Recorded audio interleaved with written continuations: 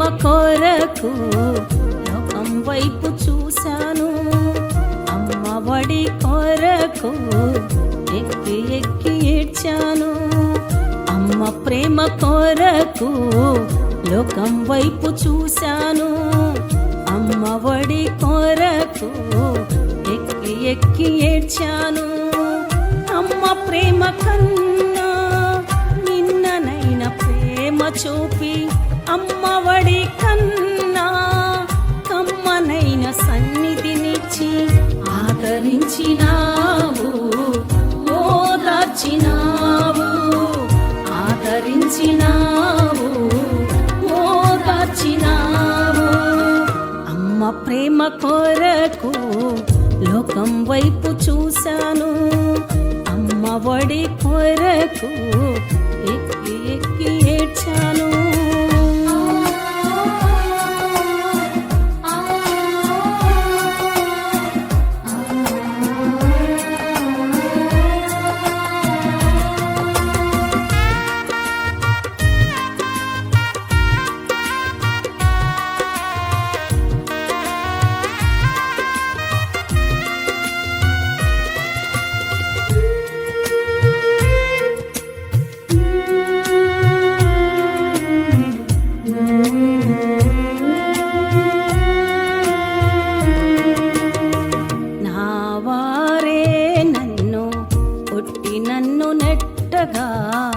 నా హృదయం నాలో వేదన పడగా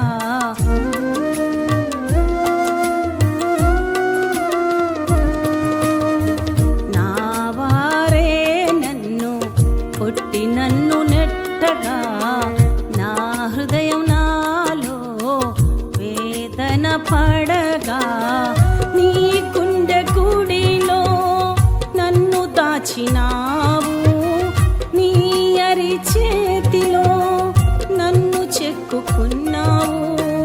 నీ గుండె గుడిలో నన్ను దాచినావు. నీ అరి చేతిలో నన్ను చెక్కుకున్నావు. ఆదరించినావు, ఓదార్చినావు, ఆదరించినావు,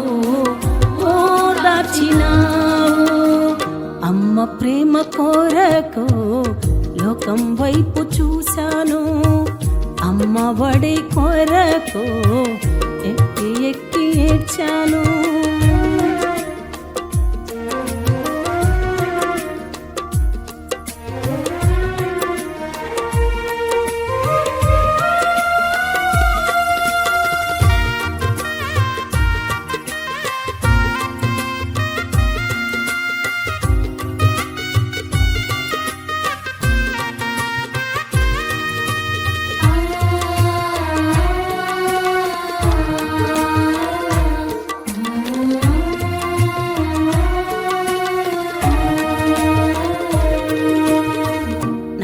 తల్లి గర్భమునందు పిండమునై ఉండగా జనములకు ప్రవక్తగా నన్ను ప్రతిష్ఠించితివా.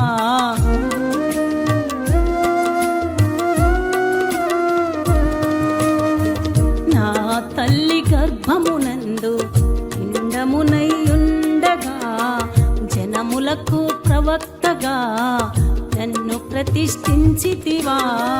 పాపినైన నాకై ప్రాణం పెట్టావా.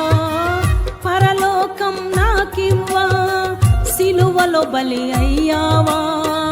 పాపినైన నాకై ప్రాణం పెట్టావా. పరలోకం నాకివ్వా సిలువలో బలి అయ్యావా. ఆదరించినావు, ఓదార్చినావు, ఆదరించినావు, ఓదార్చినావు. అమ్మ ప్రేమ కొరకు లోకం వైపు చూశాను.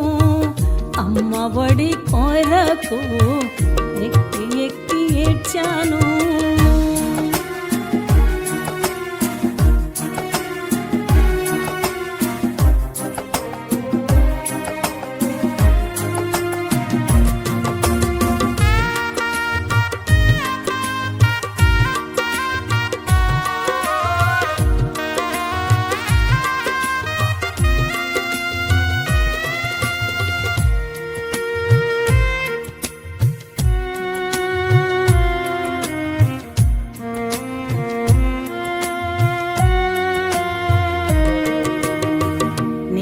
కూలినా నా జీవితాన్ని నింగి ఎంత ఎత్తుకి లేవనెత్తినావు.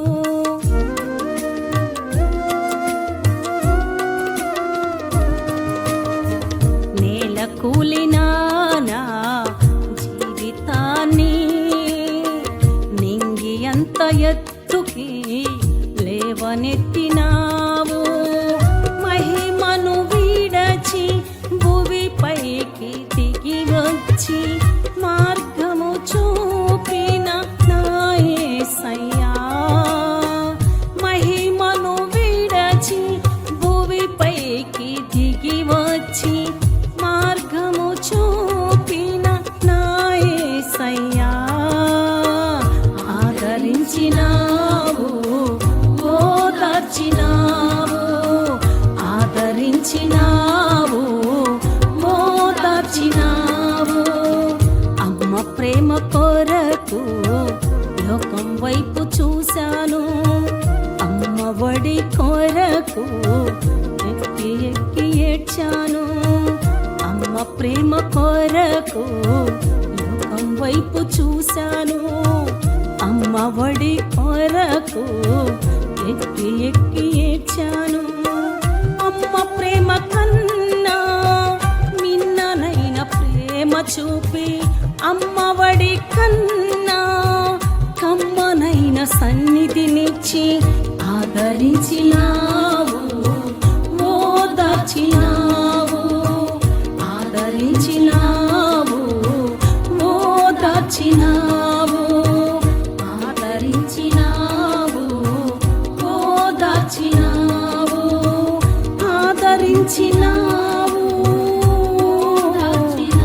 ఓదార్చినావు, ఆదరించినావు,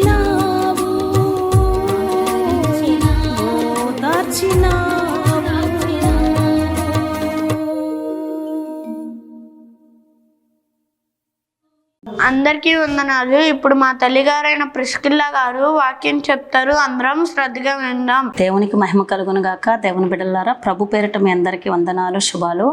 ఎలా ఉన్నారు దేవుని బిడ్డలారా?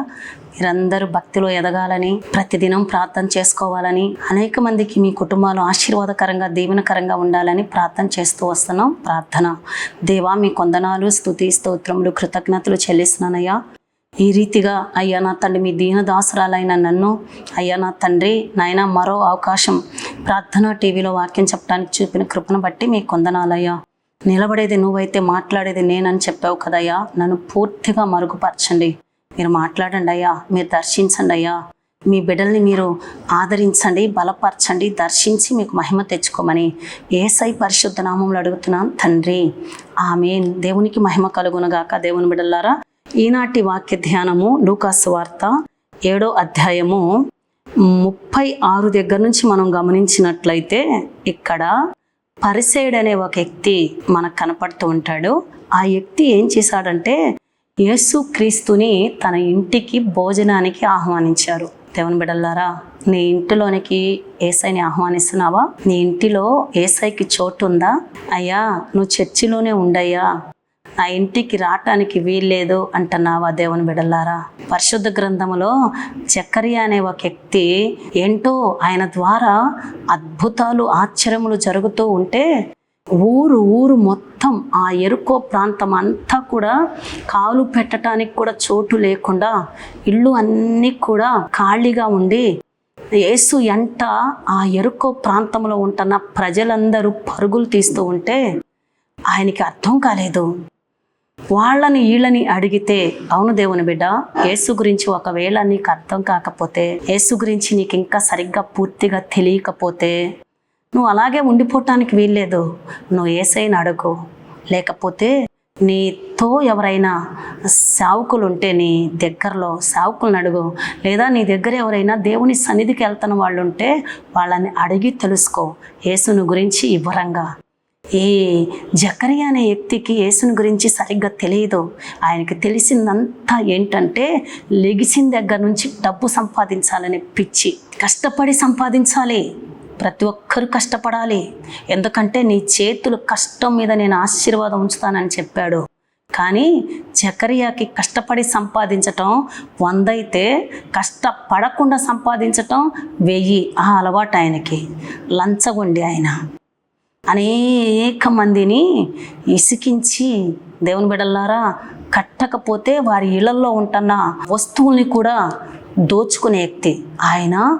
యేసు ఎవరో అని దేవుని బిడ్డలారా చూడాలనుకుంటే ఆ ఆశను ఎరిగిన దేవుడు, హృదయ అంతరంగాలు ఎరిగిన దేవుడు ఏం చేశాడో తెలుసా దేవుని బిడ్డలారా? జక్కయ్య యేసుని చూడాలనుకుంటే యేసునే జక్కయ్య దగ్గరికి వెళ్ళి, జక్కయ్య నువ్వు త్వరగా దిగునానా, నేడు నేను నీ ఇంట ఉండవలసి వచ్చింది అని చెప్పాడు.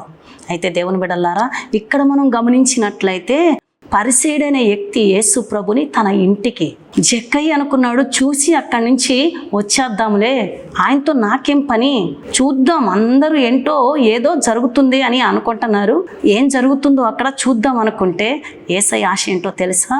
నన్ను మీరు చూచేవారుగానే, అంటే దూరంగా ఉండి చూచేవారుగానే, బయట ఉండి చూచేవారుగానే, నన్ను చూచి ఆహా యేసు ప్రభు అంటే ఈయన అని అనుకునేవారిగా కాదు, నన్ను మీరు మీ ఇంటికి ఆహ్వానించాలి, నేను మీ ఇంటికి రావాలి, మీ ఇంటిలో ఉంటున్న పరిస్థితులు చక్క పెట్టాలి, మీ ఇంటిలో ఉంటున్న పాపము పటాపంచలవ్వాలి, మీ ఇంటిలో ఉన్న శాపము నేను ఎత్తి పడేయాలి, నేను మీ ఇంటికి వస్తే మీరు మారుతారు, మీ ఇంటికి వస్తే మీ కుటుంబంలో రక్షణ కార్యాలు జరుగుతాయి, నేను మీ ఇంటికి వస్తే శిక్ష నుంచి మీరు తప్పించబడతారు అని యేసు ప్రభు యొక్క ఉద్దేశం. అయితే ఇక్కడ మనం గమనించినట్లయితే పరిసేయుడైన వ్యక్తి యేసు ప్రభుని భోజనానికి ఆహ్వానించాడు, బాగానే ఉంది. దేవుని బిడ్డలారా, చాలా మంది కూడా సావుకుల్ని లేదా చాలా మంది గృహాల్లో కూడా ప్రార్థనలు పెట్టించుకుంటూ ఉంటారు. ఆ ప్రార్థన ఎవరికయ్యా అంటే బయట నుంచి వచ్చిన వాళ్ళకి అన్నట్లుగా ఉంటుంది, ఆ ప్రార్థన ఎవరికి అంటే సావుకునికి అన్నట్లుగా ఉంటుంది. కానీ ఆ కుటుంబాల్లో మార్పు కనపడదు, ఆ కుటుంబాలు ఆసక్తి కలిగి వాక్యం వింటున్నట్లుగా అనిపించదు, ఆ కుటుంబాలు ఆసక్తి కలిగి దేవుని స్తుతించినట్లుగా అనిపించదు, ఆ కుటుంబాల ద్వారా దేవునికి మహిమ కలుగుతుందా లేదా, నేను ప్రార్థన ఎంతో అంతో ఖర్చు పెట్టి నా ఇంటికి సేవకుల్ని సంఘాన్ని ఆహ్వానించాను, దాని ద్వారా నా ఇంట్లో ప్రభు మహిమపరచబడ్డా, స్తుతించబడ్డా, నా ఇల్లు దీవించబడిందా, అనగా ఆత్మానుసారంగా నా ఇల్లు ఏమైనా ఒక అడుగు ముందుకి ఒక మంచి నిర్ణయం తీసుకునేటట్లు ఈ ప్రార్థన ద్వారా మేము ఉన్నామా అని గ్రహించరు చాలా మంది. ఇక్కడ పరిసేయుడు కూడా అదే చేశాడు. యేసు ప్రభుని తన ఇంటికి పిలిచాడు, అక్కడ పరసంబంధమైన పని ఏం జరగల, ఈ దేవుని కుమారుని నా ఇంటికి ఆహ్వానించానని ఏమాత్రము భయము లేకుండా చేపించాడు. ఒక 100 వంటలు చేపించి ఉంటాడు, 100 ఐటమ్స్. ఇది మొత్తం పెట్టి నా హుందాతనం ఏంటో, నా హోదా ఏంటో, అసలు నేనేమై ఉన్నానో అన్నట్లుగా చూపించుకోవటానికి. ఎవరికి చూపించుకోవటానికి? యేసయ్యకు చూపించుకోవటానికి. దేవుని బిడ్డ, యేసు ప్రభు ఘనుడు, ఆయన ఈ సృష్టి మొత్తానికి ఆయన ఆది సంభూతుడు, ఆయన పేదవాడు కాదు. ఆయన ఏదో చూపిస్తే చూసి అయ్యో నాకన్నా నువ్వు గొప్పోడు అని చెప్పి నీకు చప్పట్లు కొట్టి దండేసి సన్మానం చేసి ఆయన కాదు. ఆయన అవన్నీ విడిచిపెట్టే ఈ భూలోకానికి వచ్చాడు. అయితే ఇది చేశాడు, కానీ ఆ ఇంట్లో ప్రార్థన జరుగుతుందని లేదా ఆ ఇంటికి యేసు ప్రభు వచ్చాడని ఆ ఊరిలో ఉంటున్న ఒక పాపాత్మురాలైన స్త్రీ విన్నదంట. దేవుని బిడ్డ, నీ ఇంటి దగ్గర ఏమైనా ప్రార్థన జరుగుతూ ఉంటే సావుకులు నీ ఇంటి దగ్గరలో ఉన్న ఇంటికి వస్తే నువ్వు వస్తున్నావా? నాకు పిలవలేదుగా, నాకు సావుకులు ఫోన్ చేయలేదుగా, లేకపోతే ఆ ఇంటోళ్ళు నన్ను పిలవలేదుగా అని చెప్పి నీకు రావాల్సిన ఆశీర్వాదాన్ని నువ్వే ఆపుకుంటున్నావా? దేవుడు అక్కడికి నీ ఇంటికి సమీపంలో ఎందుకు వచ్చాడో తెలుసా?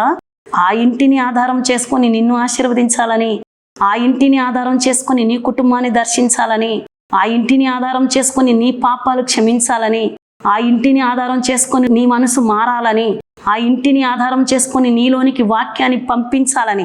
దేవునికి సమస్త మహిమ కలుగును గాక. ఆమేన్, హల్లెలూయా. దేవుని బిడ్డ, ఇక్కడ పరిసేయుడు యేసు ప్రభుని ఆహ్వానించాడు, భోజనం పెట్టాడు. యేసు ప్రభుకి శరీరానుసారమైన భోజనం తిని హాయిగా ఒక 10 ఐటమ్స్ తిని, దేవుని బిడ్డలారా, నిద్రపోవాలి, రెస్ట్ తీసుకోవాలి, తిన్నానా పడుకున్నానా అని కాదు. ఆయన ఉద్దేశం ఏంటో తెలుసా? ఆయన తండ్రి చిత్తం చేయటానికి వచ్చాడు. తండ్రి చిత్తం ఏంటో తెలుసా దేవుని బిడ్డలారా?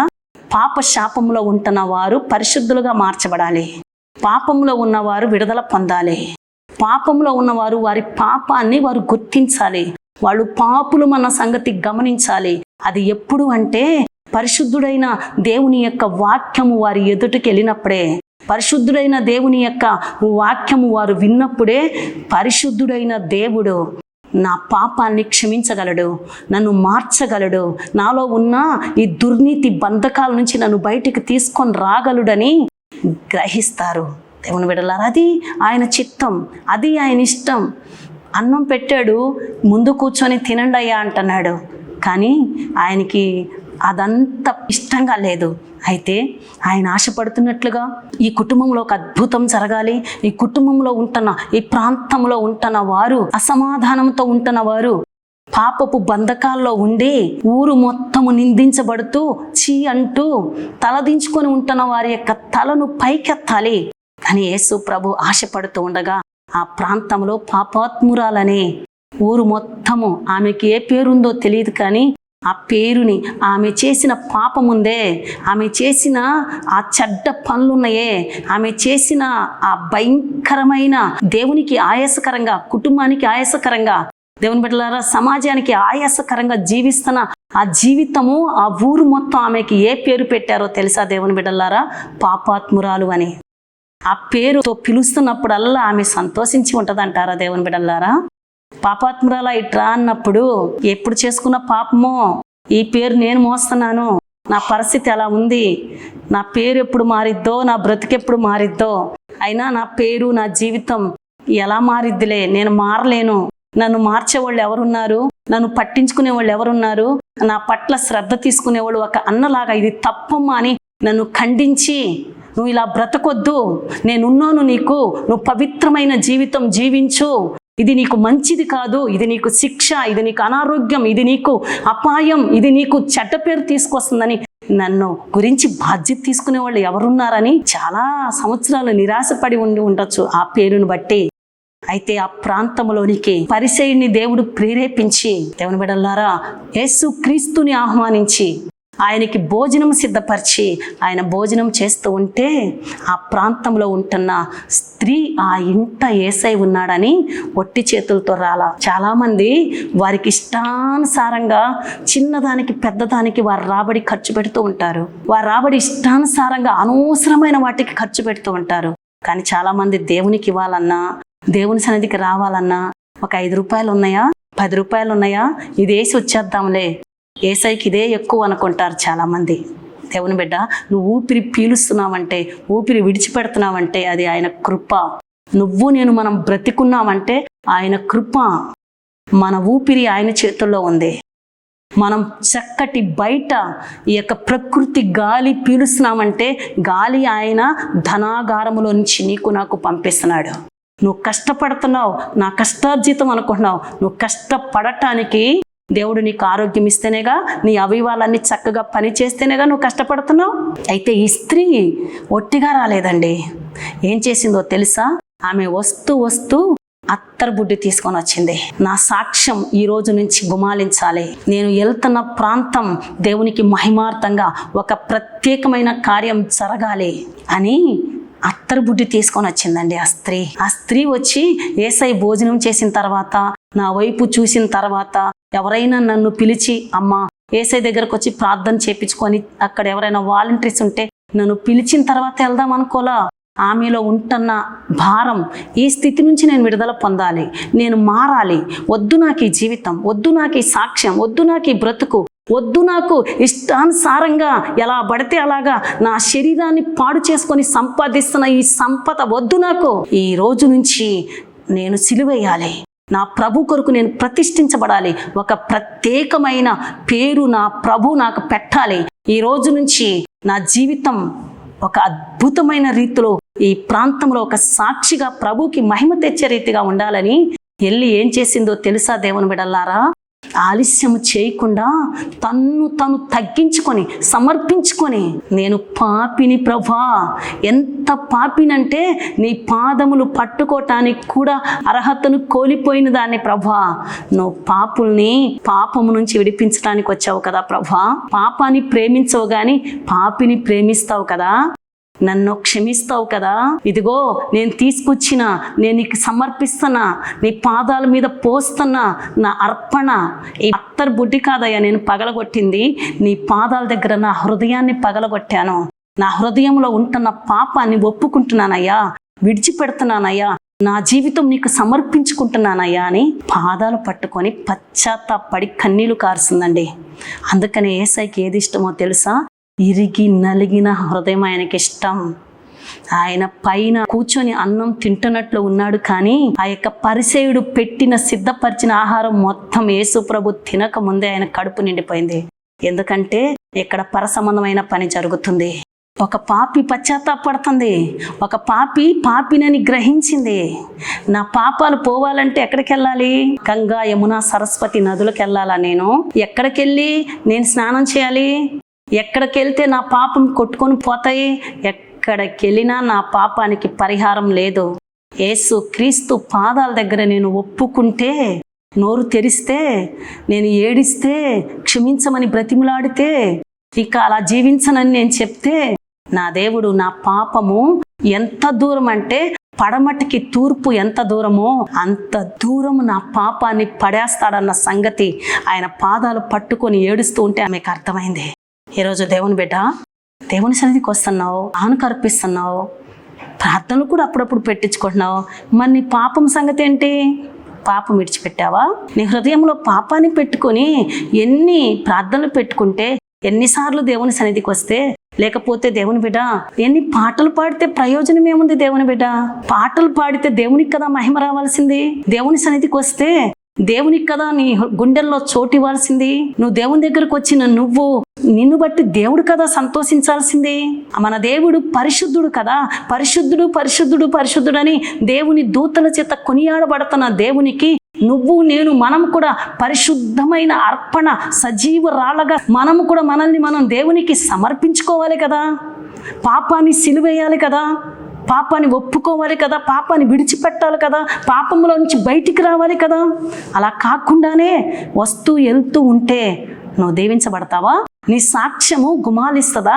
ఎవరు ఈ అత్తర పోసింది, లేకపోతే ఎవరు ఈమెని మార్చింది, ఎవరు ఈయన్ని మార్చింది, ఎవరు ఈమెను ఇలా చేసింది అని నిన్ను నన్ను మనల్ని ఎవరు అడుగుతారు? కాబట్టి ఆ స్త్రీ వచ్చి ఏడుస్తూ, నువ్వు నాకుంటే చాలయ్యా, నీ రెక్కలు నాకు కావాలయ్యా, నేను ఘోర పాపినయ్యా, నీ నామానికి చెడ్డ పేరు తీసుకొచ్చిన బిడ్డనయ్యా, నన్ను క్షమించవా? నువ్వు ఈ ప్రాంతానికి ఎప్పుడు వస్తావా అని, ఇలాంటి అవకాశం నాకు ఎప్పుడు దొరికిద్దని ఎదురు చూస్తున్నానయ్యా. నా కోసమే ఈ అన్న ఈ కుడికి పెట్టుకున్నాడయ్యా, నా కోసమే నువ్వు వచ్చావయ్యా, నువ్వు క్షమించవా? నన్ను త్రోసివేయవద్దయ్యా అని అక్కడ పరిసేయుడు యేసు ప్రభుకి భోజనానికి పిలిచాడు, కానీ యేసై పాదాలు కడుక్కోవటానికి ఆ రోజుల్లో మా చిన్నప్పుడు కూడా చుట్టాలు వస్తే ముందు కాళ్ళు కడుక్కొని నీళ్ళు ఇచ్చేవాళ్ళండి. ఇప్పుడు ఇవ్వట్లేదులేండి. పరిసేయుడు యేసు ప్రభుకి కాళ్ళు కడుక్కోవటానికి కొంచెం నీళ్ళు ఇవ్వలేదంట, కానీ ఆయన కాళ్ళు కడగబడినాయి. ఎలా అంటే ఈ పాపాత్మురాలైన స్త్రీ కన్నీళ్లు కార్చటం వలన. కన్నీటికి ఎంత తెలివి ఉందో తెలుసా? కీర్తనల గ్రంథంలో నీ కన్నీళ్లు నా బుడ్డిలో దాచబడి ఉన్నాయని వాక్యం చెప్తుంది. నీ కన్నీళ్లు నీ కవిలో కనపడతాయని. కన్నీళ్ళండి, కన్నీళ్ళు ఊరికే వస్తాయా? ఎంత పశ్చాత్తాపడితే, ఎంత తన తప్పు ఒప్పుకుంటే, ఎంతమంది తన్ని మోసం చేశారో, నిందించారో, అవమానం పరిచారో, దేవుని బిడ్డ అన్నీ ఒప్పుకుంటుంది, ఏడుస్తుంది. నా కోసమే నువ్వు ఈ లోకానికి వచ్చావు ప్రభా, నాలాంటి వాళ్ళ కోసమే వచ్చావయ్యా అని కన్నీళ్లు విడుస్తూ గుర్తొచ్చిన ప్రతి పాపం మొత్తం యేసై పాదాల దగ్గర పెట్టేసి, దేవుని బిడ్డలారా ఏం చేసిందో తెలుసా? తన కురులతో, ఈ రోజుల్లో జుట్టు అంత కురులు ఎక్కడ ఉన్నాయండి? ప్రతి ఒక్కళ్ళు జుట్టు కట్ చేసుకుంటున్నారండి. స్త్రీకి జుట్టు ఎంత ఘనత అండి. కానీ చాలా మంది ఏం చేస్తున్నారో తెలుసా? ఫ్యాషన్ ఎక్కువైపోయి చర్చికి వెళ్ళే బిడ్డలు కూడా కటింగ్ చేసి పడేస్తున్నారండి. కటింగ్ చేసి చిన్న జుట్టు అయితే ఇష్టానుసారంగా ఎప్పుడు ఎలా కావాలంటే అలా వేసుకోవచ్చని. కానీ ఈ స్త్రీ కన్నీళ్లతో తన పాదాలని తడిపి తన కురులతో యేసు ప్రభు యొక్క కాళ్ళని తుడిచి ఆ పాదాలకి ముద్దు పెట్టుకుంటే పిలిచిన పరిసేయుని యొక్క కడుపు రగిలిపోతుంది. ఎందుకంటే ఈమె పాపాత్మురాలు, నాలాంటి పరిశుద్ధులు కదా అర్హులు అనుకుంటున్నారు. అయితే అక్కడ యేసు ప్రభు ఏమన్నాడో తెలుసా దేవుని బిడ్డలారా? మంచి అద్భుతమైన చాలా మాటలు పరిసయ్యుడితో దేవుడు మాట్లాడి ఊరు మొత్తము ముద్రేసి పాపాత్మురాలని పిలుస్తున్న ఈ చెల్లితో, ఈ అక్కతో, ఈ తల్లితో ఏమన్నాడో తెలుసా దేవుని బిడ్డలారా? అక్కడ మంచి అద్భుతమైన మాట ఉంది. ఏమనంటే చివర్లో 50లో, అందుకు ఆయన నీ విశ్వాసము నిన్ను రక్షించాను. ఇంకా ఏమన్నాడో తెలుసా? సమాధానము గలదానివై ఎల్లమని ఆ స్త్రీతో చెప్పాను. విశ్వాసంతో వచ్చింది. ఏ విశ్వాసంతో వచ్చింది ఆవిడ? ఏదో కార్యం జరగాలని కాదు, ఏదో శరీరానుసారమైన అద్భుతం కోసం కాదు. ఈ రోజు తన పాపాల నుంచి తను బయటికి రావాలని, తన పాపాలు క్షమించబడాలని, ప్రభు క్షమిస్తాడని, విడిపిస్తాడని విశ్వాసంతో వచ్చింది. పాపం ఒప్పుకుంది. ప్రభు తనకి వాగ్దానం చేశాడు, అమ్మా సమాధానం గలదానివైపో. ఇప్పుడు దాకా నీ మనసుకి, నీ శరీరానికి సమాధానం లేకుండా అసమాధానంతో, కలవరంతో అనేక మందిని శత్రువులుగా చేసింది నీకున్న ఈ పాపమని అలవాటు. ఇక నుంచి నీకు సమాధానం. అనేక మంది నువ్వు ఎలా మారావు, ఎలా విడుదల పొందావు, ఎలా ప్రభు దగ్గరికి వెళ్ళావని అనేక మంది నీకు లాంటి వాళ్ళకి నువ్వు సాక్షిగా బ్రతుకు అని ఈ మాటలు వింటున్న దేవుని బిడ్డ, నువ్వు ఎందుకు పాపము నుంచి బయటికి రాకూడదు? ప్రార్థన. దేవా, పాపాత్మురాలైన స్త్రీని నువ్వు త్రోసివేయలేదు ప్రభా. ఈరోజు నీ వాక్యం వింటున్న అనేక మంది బిడ్డలు, నేనింత ఘోర పాపిని, నన్ను ఎవరు క్షమించరని, యేసు ప్రభు కూడా క్షమించరని ఒకవేళ సందేహంలో ఉంటే, పాపపు కట్లు తెంచి వారి కన్నీళ్లను తుడిచి, అయ్యా వారు పాపము చేసి బ్రతకటానికి కాదు కానీ కష్టపడి మంచి అయ్యా నా తండ్రి సాక్షులుగా వారి కుటుంబాలని వారు పోషించుకుంటూ అయ్యా మీకు మహిమ తెచ్చే బిడ్డలుగా వారి కుటుంబాల్లో సమాధానం ఉండునట్లు చేయమని యేసయ్య పరిశుద్ధ నామములో అడుగుతున్నాను తండ్రి, ఆమేన్. అందరికీ వందనాలు. మీ ప్రార్థన అవసరతల కోసం మా ఫోన్ నంబర్స్ 9949328016 92900953001.